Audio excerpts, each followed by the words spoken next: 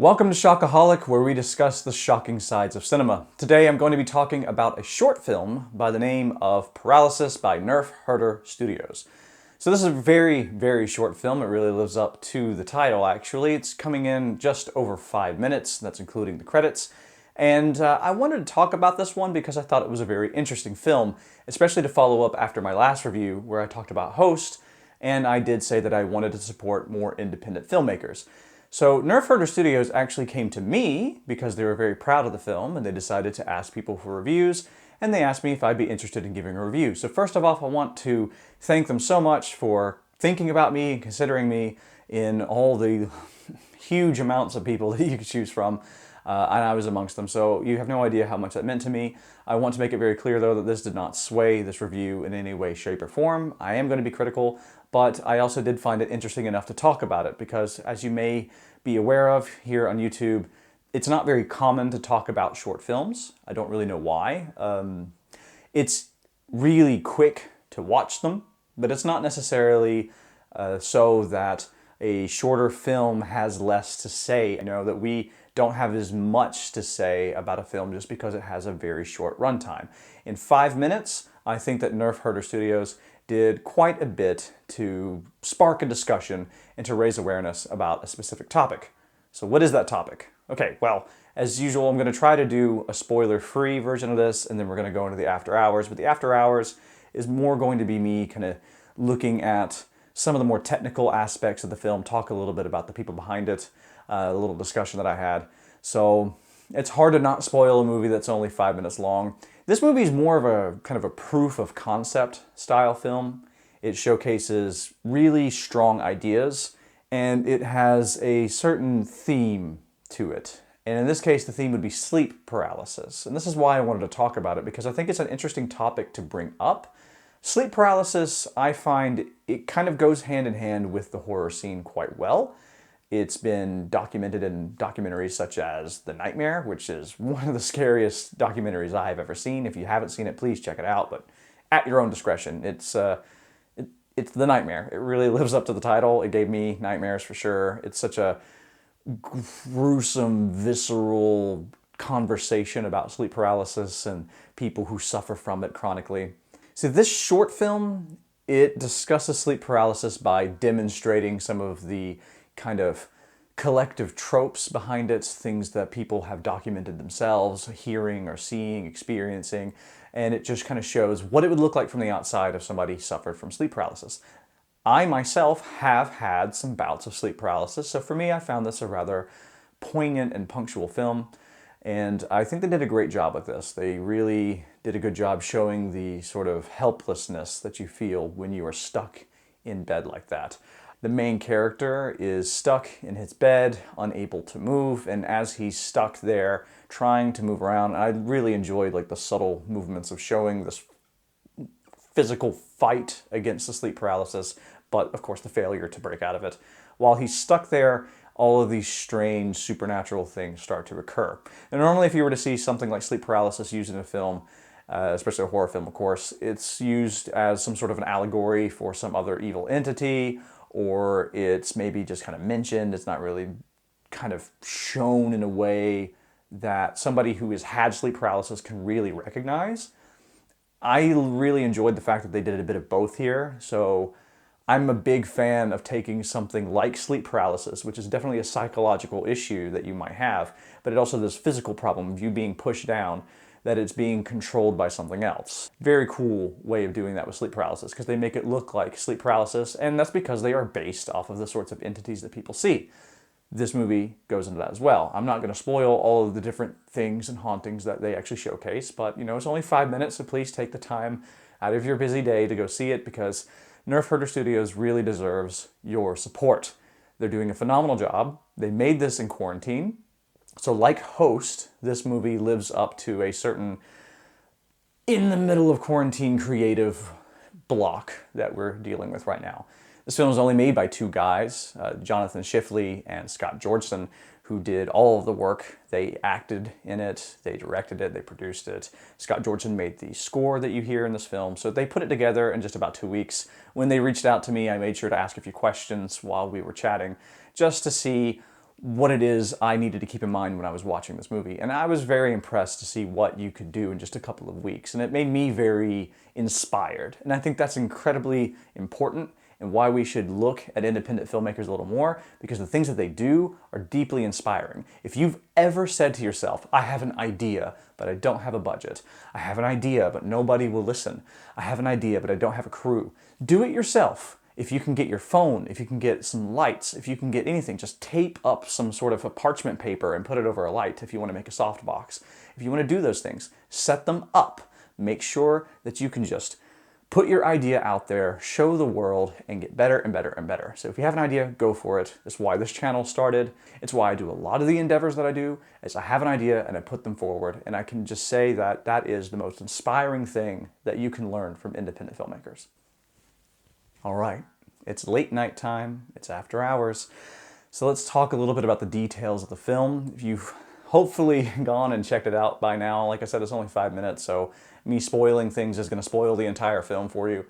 They show a man who's stuck in his bed, and as he's there, a different sequence of certain events start to take place. First, his television turns on with this crackling white noise, which is great. If you've seen The Nightmare, then you're aware of some people seeing static and these weird figures whose faces are made entirely out of this sort of white noise static. So to do the TV like that is a really great touch. It really shows this kind of helplessness of you can't turn the TV off, you can't get rid of the noise, you're just overwhelmed by the light that's coming into the room, and you see his responses to it. They have the alarm clock go off at particular intervals just to create some sound, and yet again, that's a thing that you have this immediate emotional and practical response to. You want to turn it off. We're programmed to do that. We're programmed to go up to the alarm clock and shut it off if it's going off. So imagine the torment you would feel if you feel kind of strapped down to your bed and your alarm clock is going off. That's great. I can recognize that. I can relate to that. And all of this is very relatable. There's another point at which they have his curtains flapping and showing that something weird is going on there. So there's a bit of this kind of telekinesis. There's a chair that rocks back and forth. And by the end of it, his closet slides open and there's a dark figure standing inside, which is played by the other actor. I think this all works really well. I think by the time that the dark figure shows up, you know, all the things are coming together and showing you the different things that you've already set up. They're all playing at the same time to show the chaos and to show the strength of this dark figure. And the dark figure is exactly it. That is the thing that comes across a lot in sleep paralysis. It's what happened with me as well. I remember when I've had it about 3 or 4 times. I didn't have the shadowy figure at first. I just couldn't move. And it was very terrifying for me. And the last 2 times I've had it, I did have what I thought were the shadows of people standing at the foot of the bed. And they do feel as if they're kind of looming over you. It's more of a just standing there and watching you, studying you, and kind of leaning over you. The last time I had it was the most intense because it felt like they were getting closer and closer to me. I also appreciated them demonstrating something like this. They show not the closer and closer, but a feeling that I had with it was the fact that I didn't know when my eyes were open and when they were closed, because my dream world had been so well put together that I could remember the room in a photographic way. And I only realized that it was a dream because I managed to force my eyelids open. I know this because we had this fire alarm that was just above the bed, and I could see the green light that was at the fire alarm. Whenever my eyes were physically closed and I was dreaming, there was no light. Whenever I would open my eyes and force them up and I could feel my eyelids being pried open, I could see that green light. So that was my way of knowing that it's just a dream. You can get out of it. And it actually helped me get through it. The opening of this has the main character do this. He has his eyes kind of rolling in the back of his head and his eyelids are fluttering, and eventually he just pries them open, but he can't move his body. And I had the same thing. Even though I woke up, my body was still very much just weighed down into the bed. Fantastic job there. I didn't actually ask if the people who made this had suffered from sleep paralysis themselves, but I start to think that they did, especially watching through this and having my own experiences. It just seemed too close to the things that I experienced, and the vibe, you know, the way the music was playing gives this sort of suffocating vibe that you experience. Doesn't mean that I don't have any criticism for it, though. I think that they did the sleep paralysis stuff really, really well. I really applaud them for a lot of the effects they did.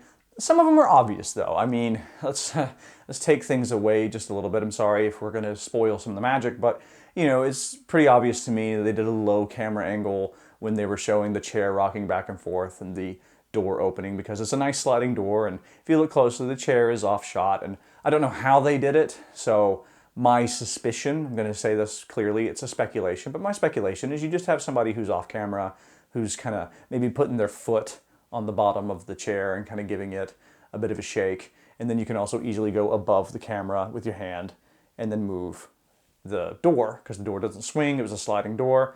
It's a very good looking shot, though. In fact, if you're just watching it and you're not really thinking of these things, it seems like the shot was made just so you can get the chair and the door in the same frame. That's how it looked to me. So that looked good.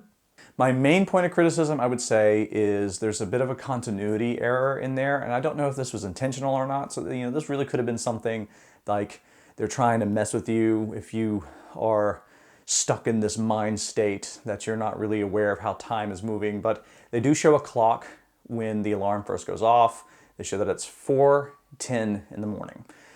Later they show it's 4:45 or somewhere around there. It was 4:40 something. I think it was 4:45 or 4:48. And then the third time it goes off, they show a close-up of it, and it's like 3:54 or something. And it threw me off because it didn't really make me feel like there was this time confusion. It made me feel as if they didn't actually pay attention and maybe just had a really good shot of when it was 3:54. But I think, you know, it's a digital clock. You could have just programmed it to be the time that you needed.